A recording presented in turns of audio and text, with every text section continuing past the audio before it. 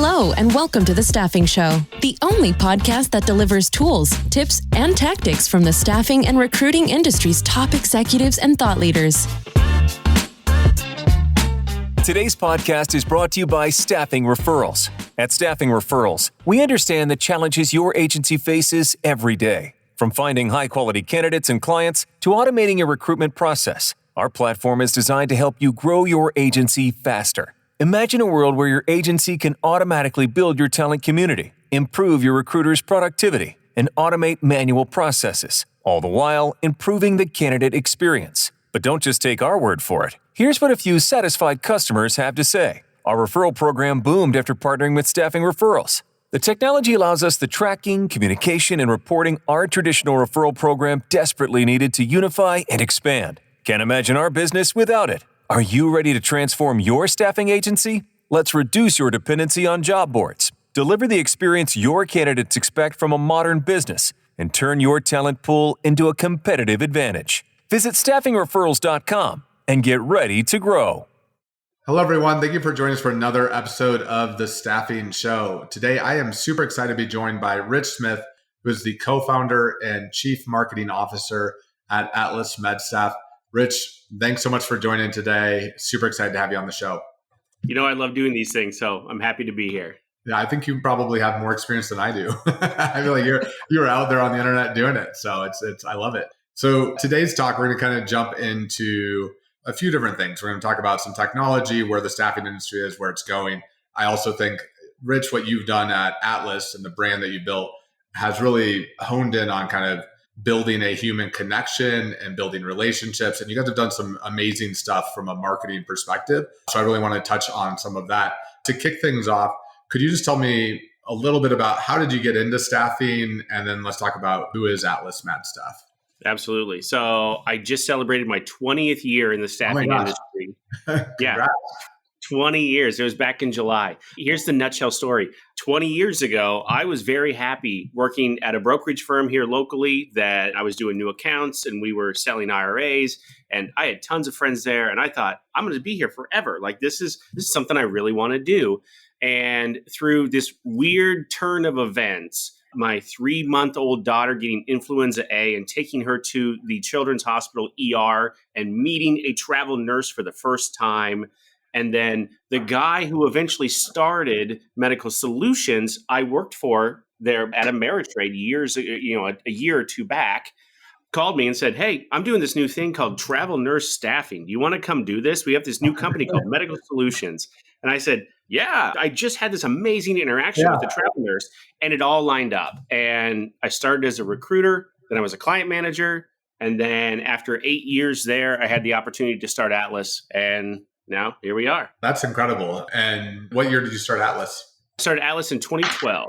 2012. All right. And you guys have had quite the growth rate. Can you tell me a little bit about kind of where you guys are at from a size and growth perspective? Yeah, it was awesome, man. It was awesome and scary all at the same time. I think I've said that so many times through our history. As entrepreneurship is. Right. When you start from absolute zero, like I have a picture of the office where we had our original 6 cubes before there was even cubes in there, before we had computers. And like the day we signed the lease, I thought, this is insane. What are we doing? I just came from a very successful company and we had really, really good luck there building them, that first step of the way that they took, right? And I left and had the opportunity to do this. Yeah, like I said, it was interesting, but scary all at the same time. And then you just start hitting the phones and you start making phone calls. And I've got 3 recruiters and I'm the client manager. I was the very first client manager, and then started growing from there. I think what it really took off is you find the people that complement you best. Yep. Steve Ryan compliments me very, very well. He is, if there's a yin and yang, that's he and I. And I can't tell you how, and we've been close friends for 15, 17 years by now. Steve Seitner is the same way. I know you've met him. He's their chief operating officer. Yeah. That guy is excitable in so many ways. We call him the mayor because he knows everyone. And I'm just not that guy. You could tell me your name and I would forget it 5 minutes later. Not even 5 minutes, 2 minutes later. I would absolutely forget it. Not because I'm disrespectful. It just doesn't stick. He remembers everything. And so finding the people that complement you best, I think, was one of the first things that we realized we had to do. And then find those recruiters that really had, a understanding, not necessarily of the industry, but of people. Because in the end, it's just a people job on the recruiting side. That's incredible. And also the getting people that compliment you is so critical. And I think one of the reasons I was excited to talk to you today is just, I feel like your background and the aspect that I imagine you bring as the chief marketing officer is what I've seen from the outside looking in, is that you've really built something special around a brand that people connect with.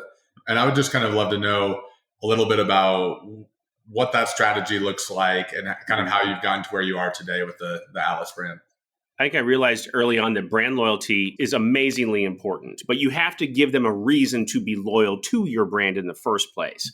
And so understand that concept on the front end and then be able to execute it then on the back end. What makes the traveler, the end user in the hospital that's going to work every single day, working those 12-hour shifts, what do they really want besides work? What do they really want? And we found it was that human connection. It was that to know that they're not alone out there.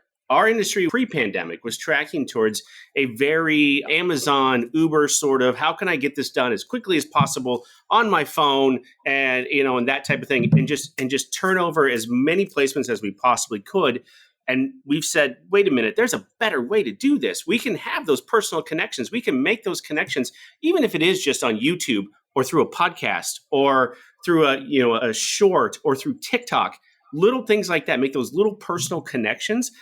It might make their day that much better, and it gives them a reason to stay with us rather than, faceless company that you just book all your shifts on your phone.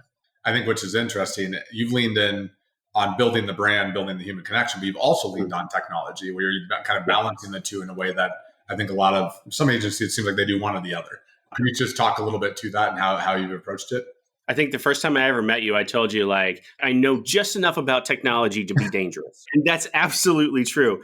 I understand, I love this thing. I love this device. And I love that, everything that I could possibly want is right here until I really need something, right? And then I have a Discover card, for example. And if you call 1-800-DISCOVER, a live person actually picks up I didn't know phone. Yeah, that's my card of choice. It was my wife's card of choice first, and I just kind of became a user. But then if I've ever got a problem, a live person actually answers it. You're not going through a phone tree. You're not hitting one to speak to, IT or what, or whatever you want. So having that connection when you need it. So understanding not only where the funnel occurs, right, as we're placing travelers in hospitals, but understand, okay, I can ask them to do this much off the top, right? I can, through technology, I can use technology, ask them to do this much because I'm offering this much more at the bottom that is that human touch that gives them that connection. I mean, I think one of the things that also just talking about, you're talking kind of at a high level of some of the stuff that you guys have done from a marketing perspective, but you guys really have leaned into marketing and building the brand. And I feel like I'm a background in marketing, but I also feel like that is the future of staffing, is having relatable, reputable brand that people actually connect to in a way that they feel good about it and they're excited to work with them. Could you talk a little bit about how you guys have been? I mean, I think you've done different versions of kind of showcasing travelers and really focusing on the lifestyle and connecting to that. Can you talk about some of the aspects that you've done for that? Yeah, absolutely. So there's any number of different pieces of content that we put out that touches their lives in different ways. One of the things I realized early on was, I love what I do. I love the staffing piece of it. I love the nuts and bolts of what I do. But when I get in my car and I go home, I don't necessarily want to listen to a podcast about staffing. No offense, right? I will, but I want to listen to stuff that I'm interested in. So in baseball or in technology, those types of things. So I thought, wait a minute, I can marry these two ideas together. We know our travelers love to go to wineries and breweries. So we have a podcast and a piece of video content. That the piece of video content is called Wino Wednesday, and the podcast is called A Beer with Atlas. And our travelers will send us beers and wines from the road, from wherever they're at. They're in Orem, Utah, or wherever, and they find a winery, and they give us a bottle of wine, and we bring it here, and we drink it, and we talk about them. We talk about the winery. We talk about their contract and what they like. So it's adjacent to what they're doing, but it's within their interest. Yeah, I think that's really great. And so it sounds like you're connecting to them on like what they actually care about, which Right. to your point, like I'm not doing the best job of listening to staffing podcasts outside of the one that we're talking about here. So I get that, but I've got a lot of podcasts I listen to. So you're connecting to them outside of, the direct, like here's what a travel nurse life is like, and actually connecting about things they're passionate about. So. Absolutely. We have 2 or 3 different pieces of content right now that deal with just them traveling, like the pitfalls of taking the actual contract in whatever city. If you travel in an RV, we have pieces of content about traveling in an RV. If you travel with a pet, we have pieces of content, ongoing pieces of content that we talk with our travelers about on video. That's all on our YouTube channel, where if you travel with a pet, here's if your pet gets sick, this is where you can go. Like these are animal hospitals that are generally nationwide. We've done giveaways through Petco and PetSmart and places like that. So any of those little bits of information that you may not think about on the front end, but then become very important once you get on a contract and you realize, oh no, I had this at home. Now I don't have this, wherever I am now. And with that, having run a marketing agency previously and also helped market for a few healthcare staffing firms, how are you measuring ROI, or are you measuring ROI? And internally, you might have a little more leeway as the co-founder, but I'm just curious how you approach that part of the effort. As well as I do, you can track engagement, you can track link clicks, you can track, all of that stuff. Does it really matter? Does it really make a difference? And that's one of the things that, Steve, Ryan, and I often butt heads about is I can't necessarily track that. However, we've had multiple occasions where in our pieces of content, our travelers will actually bring up the name of another piece of content that we do. Like, oh, I was watching Traveling with Pets, a couple of weeks ago, and I saw, okay, if I'm going to do this, I need to do this, this, and this first. Like they've actually brought that up before. So there's a relevancy of them coming back repeatedly and seeing our name and seeing our face and seeing our, our logo, that brand that we talked about earlier. Yeah. That's important. And I think that you do it multiple times. You have to be consistent with it. I've seen agencies in our space that do it for like a month or 2, and then they don't stick with it. Well, it's not going to work. Like that was a bunch of wasted time. It's interesting as I feel like, especially when you have more of like a CFO or finance driven organization, private equity, a lot of times gets into this where they, they want to see an ROI on every marketing dollar spent. And like in concept, in theory, that's good. The reality is, from what I've seen over the years, having done marketing for a handful of software companies and staffing, and like one of the things that I always got caught on was retargeting ads. People are always like, I don't know, I can't see an ROI. And it's like brand awareness. There's a reason that Coca-Cola does ads that major, at the Super Bowl, whatever. Like there's reasons that people spend money on this. If people think of you first, there's value there. And this is for the audience listening, but I was listening to this attribution marketing podcast area that I get excited about because it's such a hard thing. And they were saying that on your forms, leaving an open-ended field. So don't give drop downs, but leave open-ended, how did you find us? And you won't get perfect results, but you'll start to get a much broader variation in terms of where people are coming in from. I think that I'm as a marketer completely believe in your approach to it, and getting the brand out and awareness is so much more valuable than people realize. So I've actually started using ROA. Right. That return on awareness. Like I've used that multiple times. That drives him insane, by the way. But I think it's not trackable necessarily, but you can definitely see when it's working. Like in the instances you brought up, you can definitely see when that is working. When you've created that awareness and you can draw lines through different pieces of content or travelers that extend or referrals that come through because of that, like you can start to connect those dots. Yeah, I think you can start to connect the dots. And I also, video advertising on social media is one of the areas where I just feel like even if you don't have the exact like one-to-one relationship, you can turn it on and off, and over that period of time, see the impact that it's having, right? Which can be another way of doing it as well. One of the other areas I want to talk to you about is just, you've been in staffing for a long time, built an impressive brand. What are some of the lessons that you've learned along the way that you could share with our audience? I think a lot of the people that listen to this are newer into the staffing industry. There's a lot of tenured people as well, but what are things that you wish you knew throughout your journey?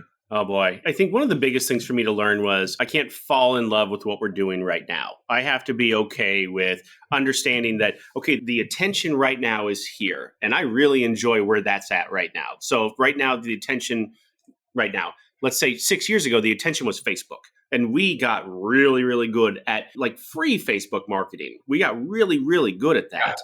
Attention moves, and don't get romantic and don't fall in love with one piece of content or that one idea or whatever that is. You have to be fluid with it. I think we dragged a few pieces of content out a bit too long just because we really enjoyed doing them. Like internally, we liked doing them, but we could see over time, like they became less and less and less effective. It's like that with platforms too. I didn't necessarily believe in TikTok in the beginning, but I forced myself to get on there and actually start, go through the For You page and go through that and start searching companies and understand, okay, there are some companies that are really, really good at this and there are some that are really, really bad at it. And what's the difference and how can we utilize that on the staffing side? I don't think we perfected it still, but I think we've got a pretty decent handle on what the platform looks like. And now that there's some marketing tools on the back end, being able to really see like, okay, we were right about this, or we weren't even close to being right. We need to change things up a little bit. Yeah, absolutely. I've learned that lesson as well. I think the fact that attention changes, platforms change, channels change. And then as an entrepreneur, I feel like the role every year, it's like whatever process you built, you can't get bought in on that. You're like, gotta change that one now too. Right. We would get very romantic about, we really liked doing things this way. And we saw not only the audiences, right, but we saw our travelers going a completely different way. I thought forever, okay, we're going to do as much as we possibly can without technology. Yeah. And, and have that one-on-one relationship and understand that that's just not what they want. And I've got to be okay with that. I've got to change my perspective and change my opinion about that based on the feedback that I'm getting. Yeah. And I think we talked earlier as well about some of your ATS lessons learned. Maybe share that. I think that's something that's probably valuable for everybody listening as well. I mean, we started off with our ATS in the beginning was very, very small, and it worked for us at first. But that's when we started to realize, wait a minute, there needed to be more front-end usability for our travelers. And so we switched to a Salesforce model, which Salesforce, if you've never used it before, we had a great experience with them, but it's like getting a box of Legos and you're going to build it however you want. Yep. That was not for us. And we slogged through it and we really, really tried. And then we discovered Bullhorn, and Bullhorn has been fantastic for us. In particular, you're a part of it, that marketplace, all of those partners out there that are in the marketplace that I can go out to, just a myriad of different products that I could attach and bolt on to Bullhorn. And it all works. It usually all works together. Was exactly what we wanted. I knew I needed X, Y, and Z, and Bullhorn offered that. So we made that mistake early on. If you are more of a tech guy and you really want to build something, I know there are companies out there that are on Salesforce that have built amazing products. Their ATS is fantastic. It's exactly what they want. It just wasn't for us. Yeah, that's fair. And I think Salesforce is it has the ability to do everything, and also the effort to manage it and get it to do those things takes. I mean, I feel like you probably need a Salesforce developer in-house if you're at the right size. And one thing that I think is interesting with you brought up the Bullhorn marketplace. When I think about the different ATS, I should say I'm ATS agnostic. I like them all, pro all of them. The one thing I always think about is bring up the phone again. The marketplace is the apps. And like one of the things that on a cell phone, it's like if you didn't have the apps, the iPhone wouldn't be the thing, but the marketplace is what is one of the key elements of it. And I think that's a key aspect of, and Salesforce has the marketplace as well. And so does Bullhorn. So we'll have that as well. But yeah. I think once you identify what you need out of it and what you're capable of doing, right, then there's a world of possibility, be it Salesforce or any other ATS that's out there, but you have to be honest with yourself. And I don't think we were honest with ourselves in the beginning, and that probably held us back. Yeah, that makes sense. To shift gears a little bit from the kind of lessons learned, but one of the things we've been dealing with experiencing this year, especially in healthcare staffing, is just some pretty intense market dynamics and changes within the market. Could you talk a little bit about what your experience has been like? Absolutely. The pandemic was something that we had never experienced before. And we always talked about, I lived through the financial crisis of 08, 09. That obviously had an impact on staffing levels too at hospitals. Hospitals, nonprofit hospitals in particular, are very tied to endowments. And endowments are very tied to the stock market. And if the stock market went down, there wasn't as much money for them to spend. And I understand that there's a whole lot else that goes into that. But at its core, that's what we saw. So we saw staffing levels. We saw our staffing levels drop dramatically 08, 09, and then start picking up in 2010. And we always thought, okay, we're not going to make those same mistakes. We're going to live through this. What the pandemic taught us was the highs were so much higher and the lows were so much lower. And once we came out of it, once we thought, we all took the masks off and we were ready to go back to football games and stuff like that, we all took a breath and thought, oh, that's it. We're just going back to normal. That's not the case at all. Hospitals severely overspent, and they're trying to correct for it now. So that's where we're sitting as of 2024. The year started off okay, and we had good marginal expectations for this year, 3% growth, 5% growth, that type of thing.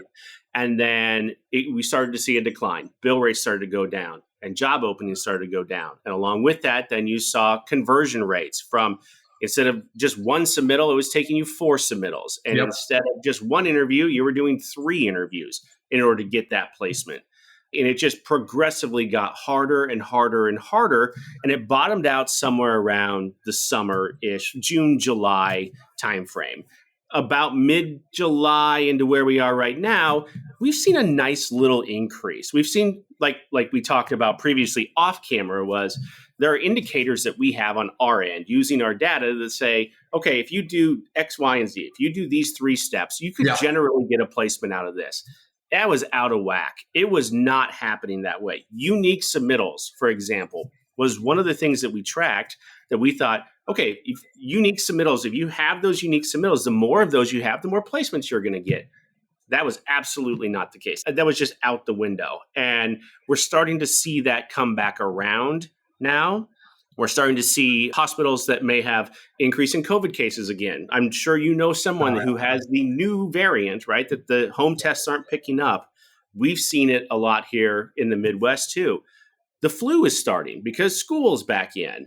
RSV could pick up like it does. So there's any number of things going into the end of summer, early fall that are trending upwards for us. I'll be honest with you, though, I'm so gun shy. Let's just keep this nice little steady increase going right now. To be honest, I could use a little bit of normal, but let's just keep it just inching up just a little bit. How's that? I think that makes sense. And I also, I think we were talking about this beforehand as well, but it feels like we're kind of regressing to the mean and getting back to the chart that SIA is putting out, the growth rate, wipe out COVID, and we're back on. It's just on that same. It's bizarre. If you just take those years out and you bump the 2019 up to 2024, we've got a nice 3 to 5% increase or whatever. There's just all that chaos that occurred 2020 to 2023 that we have, that we're dealing with the fallout now. What do you see? I mean, nobody can predict the future, but future of staffing, where do you see things going over the next 6 months? And then longer term view, where do you see healthcare staffing? I do believe we're going to see a nice increase through the end of the year, into the third quarter, into the fourth quarter, a nice steady increase. What happens next year, I'm not exactly sure. I guess we have to kind of see where COVID and flu and RSV go and that type of thing. For the industry itself over the next couple of years, and I've said this a lot on different either podcasts I've done or if I've talked to investors or whatever, is there are facilities out there, and systems and facilities both. Doesn't matter if they use a VMS, doesn't matter if they use an MSP, if it's a direct contract, it doesn't matter.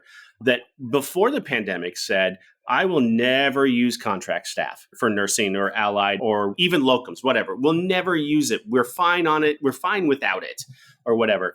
During the pandemic, they had to use it. And I think what they learned was, oh my gosh, the flexibility here is fantastic. You can't put the toothpaste back in the tube now. They're still using contract staff. Now they're trying to figure out a way to use it effectively because they never have before, but they're figuring that out. And I think we've seen that, and we've had those conversations with a number with systems and hospitals and vendors that are trying to help them. Vendors in particular that are trying to help them navigate those waters and understand that you can certainly hire perm. You can certainly do your own internal pools and your own travel staff and whatever you want. You can try that, but I'm going to give you me or the VMS or the, or whatever is going to give you what you need 3 months at a time. And if you don't need it, you can go away.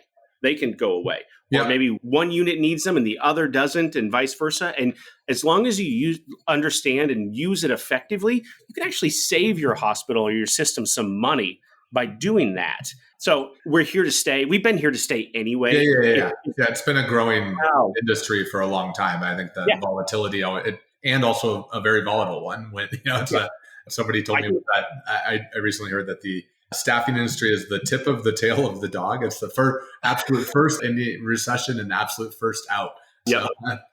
So what are some of the things that you guys at Atlas are doing to kind of adapt for, the 3 to 5 year term? We have more data available to us right now than we've ever had before. And being able to use that data effectively and then communicate it back. We have very strong relationships with our vendor partners, and they give us scorecards every quarter. We are developing scorecards on our side for them to understand, look, we've seen for the past 3 years that during this 3-month time frame, you're using from us 25% more travelers.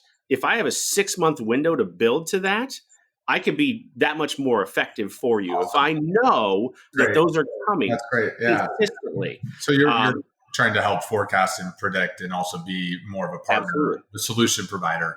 Whereas before we were just I've got this staff available. You come to me because I have the nurses or whatever. I have the nurses, and now I have the data too to show you exactly how helpful we can be. That's amazing. So with that, we're going to jump into the speed round. Just 2 last questions, and then we'll do closing comments. But in the last 5 years, what new belief, behavior, or habit has most improved your life? Oh boy. You know what? New behavior or habit. I still love to read, and I'm not saying this because we're doing it right now, podcasts. Yeah. I absolutely swear by them. I love them. And I love any podcast adjacent to what I do that have nothing to do with my job, to the point where my kid, my 15-year-old, listens to the same podcast that I do. Like, there's one called This American Life. It's by Chicago Public Radio. Great and he would never be interested in this kind of stuff. The kid listens to it before I even get to it now. So it's just one of those things. Once you identify, a good handful of podcasts, you're always finding new ones and find time, because we're at like 29 minutes right now. We'll be done at 35 minutes. I can ingest that kind of information in 35 minutes and then go on with my life. That has been probably one of the biggest changes I've made. What other podcasts do you listen to? I love The Journal. The Wall Street Journal does a podcast every single day. It comes out at 4:00 Central Time. I listen to that one. I love learning like new little bits of information. There's another one called The Economics of Everyday Things. And it really is. It's everyday things. So like the one a couple weeks ago was about antivenom, like snake antivenom. And I would never care about that. That sounds amazing. It was super interesting, and it was 25 minutes long, and I consumed it, and that was it. The last one I listened to, and I hope someday I'm on this podcast. I highly doubt it, though, because this guy, it's called Founders, and he reads books of founders of business and stuff.